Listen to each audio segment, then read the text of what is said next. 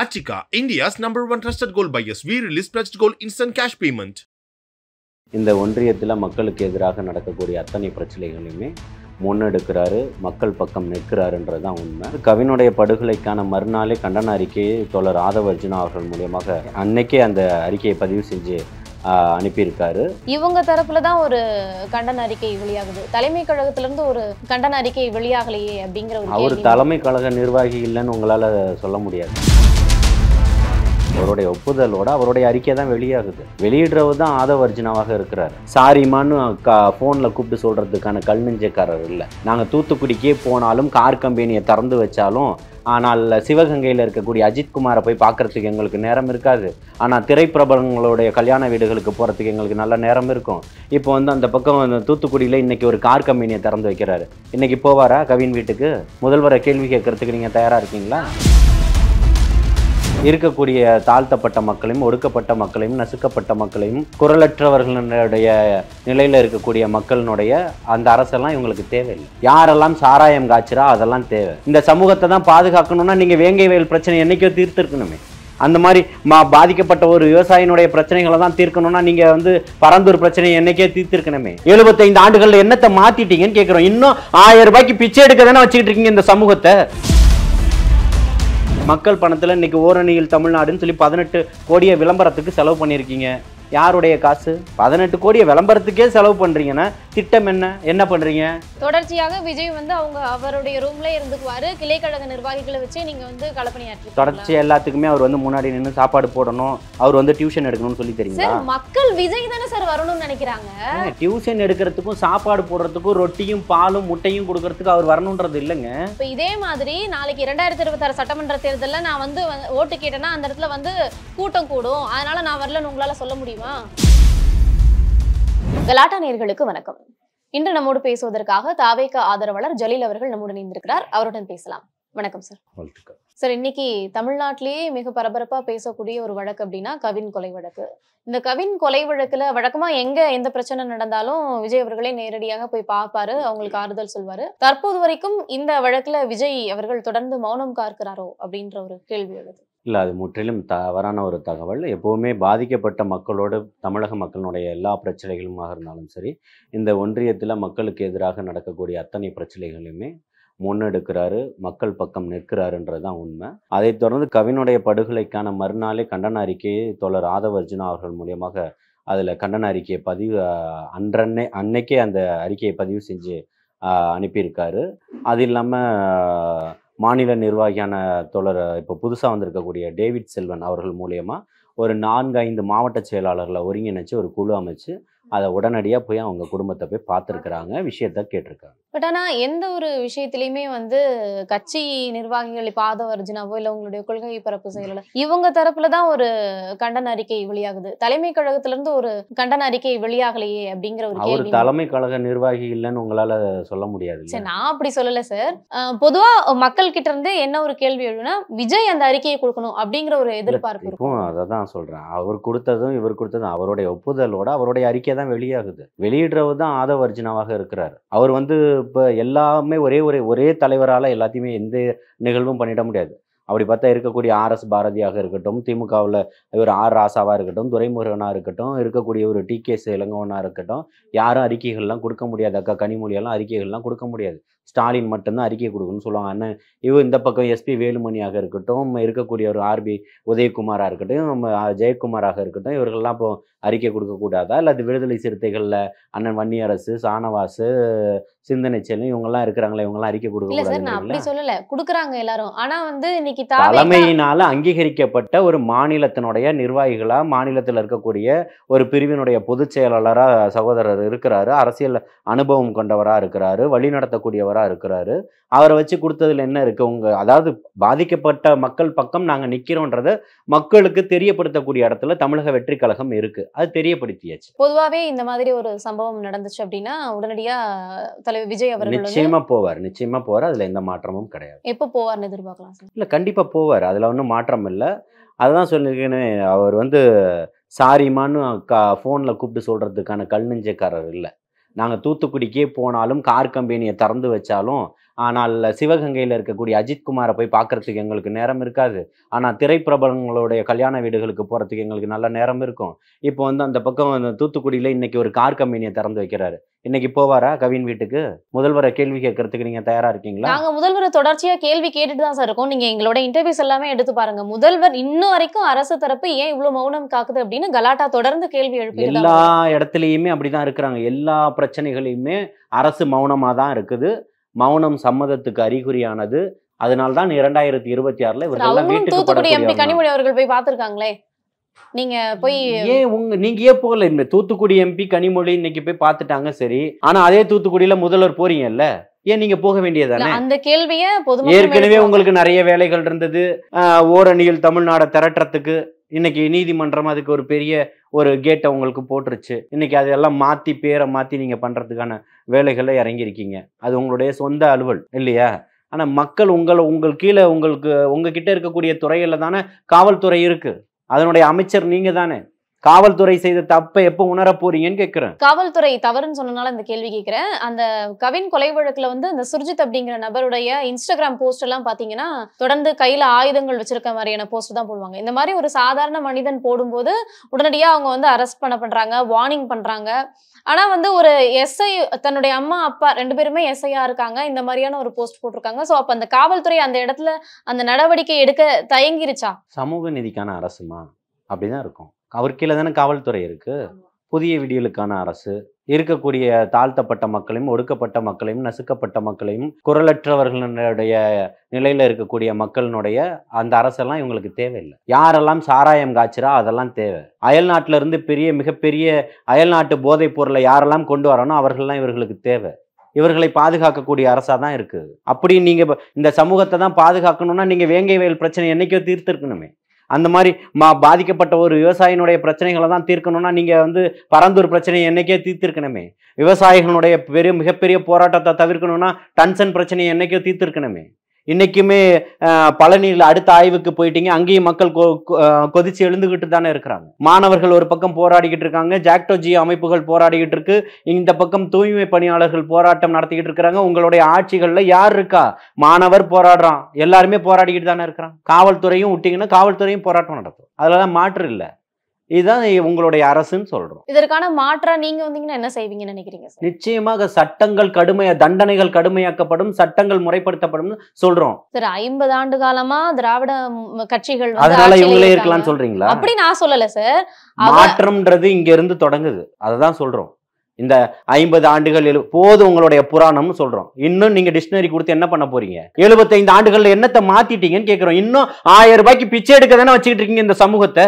1000 ரூபாய்க்கு வந்து உங்ககிட்ட நிக்கணும். ஐயா எங்களுக்கு 1000 ரூபாய் கொடுங்க, என் கணவனை இழந்துட்டேன் 1000 ரூபாய் கொடுங்கன்னு நிக்கணும். இந்த பட்டாசு தொழிற்சாலையில வேலை செஞ்ச 2 லட்சம் கொடுத்தாங்க எங்க அம்மா செத்ததுக்கு. ஆனா குடிச்சிட்டு செத்தவனுடைய அப்பாவுக்கு 10 லட்சம் கொடுத்துருக்கீங்க, 5 லட்சம் காப்பீடு போட்டிருக்கீங்கன்னு சொல்லி கெஞ்சணும். அப்படிதானே? உங்களுடைய பார்வையில உயிரை எந்த அளவுக்கு நீங்க அளவீடு பண்றீங்கன்னு கேட்கிறோம். இந்த அளவுகளை நீங்க எதை கொண்டு அமைக்கிறீங்க? இது யாரோடைய அப்பா வீட்டு பணம்? அதுக்கெல்லாம் பதில் சொல்றதுக்கு இன்னைக்கு நீங்க தயாரா இருக்கீங்களான்னு கேட்கிறோம். சரிங்க சார். இப்ப இந்த இலவசங்களை நிறுத்திடுறதுனாலயோ இந்த 1000 ரூபாய் கொடுக்க முறைப்படுத்துங்கன்னு சொல்றோம். இதை எல்லா மகளிருமே விடியல் பயணத்தை ஆதரிக்கிறாங்களா சொல்லுங்க? விடியல் பயணம் வேண்டாம் நாங்க சொல்லல. பஸ் ஒரு பக்கம் போது, டயர் ஒரு பக்கம்லாம் போய்கிட்டு இருக்கு. மக்கள் எல்லாம் ஆஸ்பத்திரிக்கு தானே போய்கிட்டு இருக்கா. இருக்கக்கூடிய எல்லா பேருந்துகளையும் நீங்க உங்களுடைய கூட்டத்துக்கு கொண்டு வரதுக்காக பேருந்துகளா தானே பயன்படுத்திக்கிட்டு இருக்கிறீங்க. இன்னைக்கு புதுசா கொண்டு வந்து இருக்கக்கூடிய இந்த மின்சார பேருந்து வந்து எலக்ட்ரிக் பேருந்தை வந்து இன்னைக்கு இவ்வளோ ஒரு மாதத்துல இத்தனை லட்சம் பேர் பயணம் பண்ணிட்டாங்க, இத்தனை கோடி பேர் பயணம் பண்ணிட்டாங்கன்னு அறிக்கக்கூடிய, அப்ப நீங்க லாபத்துல தானே இந்த மாநகர போக்குவரத்தும் இயங்கி இருக்கணும். அதுல எப்படி நஷ்ட கணக்கு காட்டிக்கிட்டு இருக்கிறீங்க? இருக்கக்கூடிய பேருந்துகளே உங்களால சரியா பராமரிக்க முடியல. தெருக்கல்ல ஓடக்கூடிய நாய்களை கட்டுப்படுத்த முடியல. ஆட்சியும் அதிகாரத்தையும் வச்சு வேற என்ன பண்ணுவீங்கன்னு கேட்கிறேன். நாய்களை கூட உங்களால ஒழிக்க முடியல, ரவுடித்தனத்தை ஒழிச்சிட போறீங்களா? சரிங்க சார். இப்போ நீங்க வந்தீங்கன்னா இதை மாத்திடுவீங்க அப்படின்னு நீங்க சொல்றீங்க. அதற்கான ஒரு திட்டம் இருக்கணும் இல்லையா? நாங்க வந்தா இந்த மாதிரியான ஒரு நடைமுறையை பின்பற்றி இதை மாத்திடுவோன்றதுக்கு உங்கள்கிட்ட தான் எல்லாரும் இருக்காங்கன்றதுக்கு வித்தியாசம் இருக்குன்னு சொல்றேன். இருக்கக்கூடிய ஒட்டுமொத்த ரவுடி கும்பலும் சாராயம் காய்ச்சக்கூடியவனும் அத்தனை அயோக்கியத்தனம் பண்ணிக்கிட்டு இருக்கிறவனையும் நீங்க தான் வச்சுக்கிட்டு இருக்கிறீங்க. அதிமுக பீரியட் வந்தா, ஜெயலலிதா வந்தா ஒரு ரவுடிகளுடைய அட்டகாசம் குறையும்ன்றது வரலாறு இருக்கு. ஒரு கடையில சாதாரண ஒருத்தன் கடையில போயிட்டு பாக்ஸிங் போட்டு பிரியாணி ஆண்டாவை தூக்கிட்டு போறான். உங்களுடைய கட்சிக்காரன் வெக்கம் கெட்டு போய் நீங்களும் போய் மன்னிப்பு கேட்கறீங்க அந்த கடையை சந்திச்சு. இப்படிப்பட்ட சூழல்ல தான் நீங்க இருக்கு. அந்த மாதிரி இல்ல. ஒவ்வொருத்தனும் வேர்வையை சிந்தி, ரத்தத்தை சிந்தி, வேர்வையா சிந்தி உழைத்த காசுல தலைவருக்கு இங்க பேனர் வைக்கிறான், கொடி நடுறான், கட் அவுட் வைக்கிறான், தன்னுடைய சொந்த காசை செலவு பண்ணிட்டு வரான். யாரும் குடி வாங்கி கொடுத்து, பிரியாணி வாங்கி கொடுத்து நடத்தப்படக்கூடிய கூட்டம் இல்ல. இந்த பிரம்மாண்டத்தின் உச்சம். தாவேக்கால இப்படி இருக்குதுன்றீங்களா? எப்படி இல்ல தாவேக்கால இந்த மாதிரி நாங்களே முன்னெடுத்து அதை செய்யறோம் அப்படின்றீங்களா? இல்ல திமுக ஒவ்வொருத்தர் நீங்க காசை போட்டு செஞ்சுக்கிட்டு இருக்கிறீங்க. மக்கள் பணத்துல இன்னைக்கு ஓரணியில் தமிழ்நாடுன்னு சொல்லி 18 கோடியை விளம்பரத்துக்கு செலவு பண்ணிருக்கீங்க. யாருடைய காசு? நீங்க அதிகாரிகளா? நீங்கள் வேலைக்காரர்கள்? அதை நீங்க புரிஞ்சுக்கங்க. அரசு அலுவலர்கள் தானே நீங்க, அரசு அதிகாரிகளா? யாரு உங்களுக்கு இந்த அதிகார போக்க கொடுத்ததுன்னு கேட்கிறேன். எந்த வானத்துல இருந்து குதிச்சிட்டீங்க? அதுதானே தலைவர் தளபதி சொல்ற இந்த மன்னராட்சியை ஒழிக்கணும்ன்றதான் இந்த தமிழக வெற்றி கழகத்தினுடைய பிரதான நோக்கமா இருக்கு. அதனாலதான் மக்கள் இன்னைக்கு பல கோடிக்கணக்கான பேர் திரண்டு நிக்கிறான், மாற்றத்தை வேணும்னு விரும்புறான். இந்த 2026 எலெக்ஷன்ல தாவேக்கா வந்துரும் அப்படின்னு நம்புறீங்களா சார்? மக்கள் முடிவு பண்ணிட்டாங்கன்னு சொல்றேன். எப்படி மக்கள் முடிவு பண்ணிட்டாங்க அப்படின்னு நீங்க சொல்ல மாற்றம்? நீங்க 1.5 வருஷத்துக்கு முன்னாடி பின்னாடியே ஓடுறீங்களே, ஏன் ஓடுறீங்க? நீங்க சிறப்பான ஆட்சி, அப்பாவுடைய ஆட்சி, குட்டியப்பா ஒரு பக்கம் நல்ல பக்கமா நடத்திக்கிட்டு இருக்கிறாரு, அப்பாவும் பையனும் சேர்ந்து செம்மையா நடத்திக்கிட்டு இருக்கிறீங்க. ஊர் ஃபுல்லா லேஅவுட் போட்டு வித்துக்கிட்டு இருக்கிறான். இன்னைக்கு ரியல் எஸ்டேட் வியாபாரத்தை தவிர்த்து வேற என்ன தமிழ்நாடு முன்னிலையில இருந்துகிட்டு இருக்கு? கல்வியில முன்னிலையில இருக்கு. சரி, இன்னைக்கு தானா? இப்போ 2021 இருந்தா முன்னிலையில இருக்கு. தொடர்ச்சியா கல்வியில முன்னிலையில இருக்கக்கூடிய 2020 முன்னிலையில இல்லையா? அன்னைக்கு அதிமுக தானே ஆட்சி இருந்தது. அப்ப அதுக்கு நீங்களும் சொந்த கொண்டாடுவீங்களா? இல்ல அப்படி இல்ல சார். அப்படின்னா அப்போ திராவிட கட்சி போதும்னு சொல்றேங்க. நீங்க போதும்னு சொல்றோம், மக்கள் இதெல்லாம் விரும்பலன்னு சொல்றோம். போதும், நாங்க பாதிக்கப்பட்டது போதும்னு சொல்றோம். காவல்துறையில இருக்கக்கூடிய ஒரு பெண்ணுக்கே இங்க அவளுடைய கற்புக்கு பாதுகாப்பு இல்லைன்னு சொல்றோம். எல்லாருக்குமான போராட்டம்னு சொல்றோம். படிச்சவனை நீங்க பகுதி நேர ஆசிரியரை தரன்னு இழுத்து 3ஆம் தர 4ஆம் தர குற்றவாளிகளை போல இழுத்துட்டு போறீங்களே, எந்த குற்றவாளிகளை நீங்க இப்படி ட்ரீட் பண்ணிட்டீங்கன்னு கேட்கிறோம். இன்னைக்கு உங்க கட்சியினுடைய கவுன்சிலர் ஒரு கணக்கு நிலைக்குழு கணக்கினுடைய உறுப்பினருடைய பேரன் காரை வச்சு ஒரு சக கல்லூரி மாணவனை அடிச்சு கொன்னுட்டு அரக்கன் போல சிரிச்சுட்டு போனானே, என்ன பண்ணிட்டீங்க? பதவி விட்டு தூக்கிட்டீங்களா? அதுக்கு கூட உங்களால முடியல. பாதிக்கப்பட்ட எல்லா பாதிப்புகளும் பேசுறீங்களா? உங்களோட எத்தனை அமைச்சர்கள் போய் அந்த பையனுடைய வீட்டுல நின்னீங்க?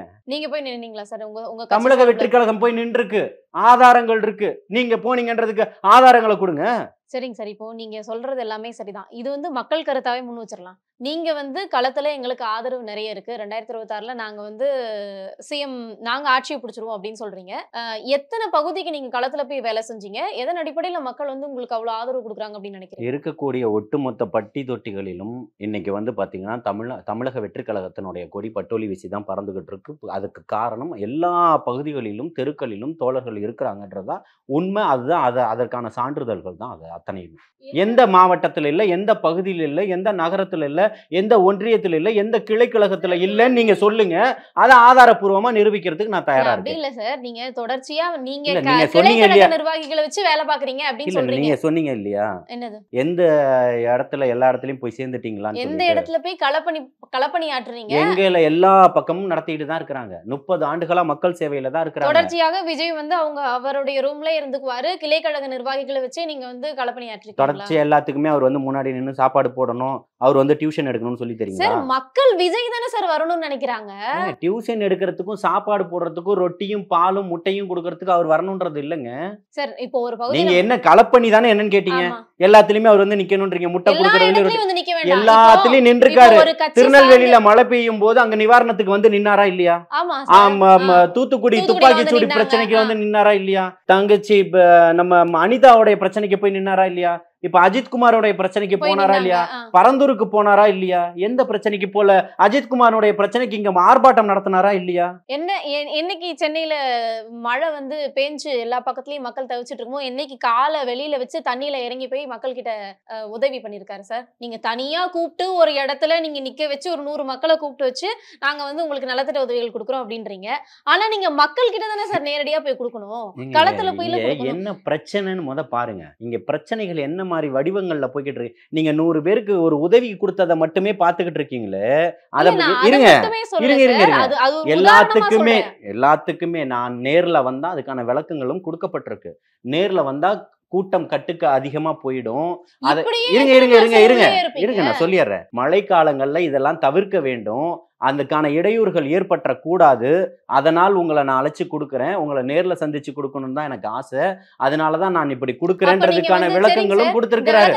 ஏத்துக்கிறோம். அப்ப இதே மாதிரி நாளைக்கு 2026 சட்டமன்ற தேர்தல்ல நான் ஓட்டு கேட்டேன்னா அந்த இடத்துல கூட்டம் கூடும், அதனால நான் வரலன்னு உங்களால சொல்ல முடியுமா? இப்பவும் சொல்றேன், அதுக்கான விளக்கத்தை நல்லா கொடுத்துருக்கிறாரு. மழைக்காலமாக இருக்குது, இந்த இடத்துல கூட்டங்கள் அதிகமா நெரிசல் ஏற்பட்டுறக்கூடாது அப்படின்றத தவிர்க்கிறதுக்கு ஒரு நல்ல எண்ணத்துல பண்ணியிருக்கிறாரு. ஊர் இன்னைக்கு எப்படி இருக்குன்னா, வானம் பொழிகிறது, பூமி விளைகிறது, மன்னருடைய ஆட்சியில மக்கள் எல்லாம் சுபிக்ஷமா இருக்கிறாங்கன்னு மந்திரி சபையில பாடின மாதிரி இன்னைக்கு சொல்லிக்கிட்டு இருக்கேன். அதெல்லாம் கால்வாயெல்லாம் கட்டியாச்சு, தண்ணி போய்கிட்டு இருக்குது.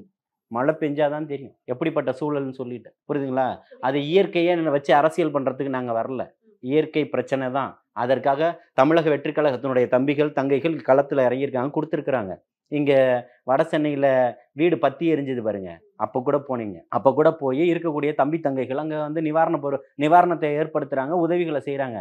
அவங்க வயிற்றுல எட்டி உதச்சி 2 பேர் 2 சகோதரிகளை ஹாஸ்பிட்டலில் அட்மிட் பண்ணியிருந்தாங்கல்ல, அதை பத்தி கேட்டிங்களா? களத்துல நின்னது தமிழக வெற்றி கழகத்தினுடைய தம்பி. சரிங்க சார், நீங்க எதுவுமே பண்ணல அப்படின்ற நாங்க குற்றச்சாட்டை வைக்கல. மக்கள் வந்து எதிர்பார்க்கறது விஜய் தான். சரி, ஓகே, அந்த பிரச்சனைக்குள்ள இருந்து வெளியில வந்துடலாம். நீங்க என்னைக்கு வந்து போய் பரப்புரைக்கு என்னையில இருந்து ஈடுபட போறீங்க? அது சம்பந்தமா தலைமை மாநாடு முடிஞ்ச உடனே சுற்றுப்பயணங்கள் இருக்கு, அதுக்கு அடுத்து தேர்தல் கட்ட பிரச்சாரங்கள் இருக்கு. எல்லாத்துலேயுமே தலைவர் வந்துக்கிட்டு தான் இருக்கிறாரு. இப்போ கூட ஒரு போன வாரம் வந்து செயலி அறிமுகப்படுத்தி இருக்கிறாங்க.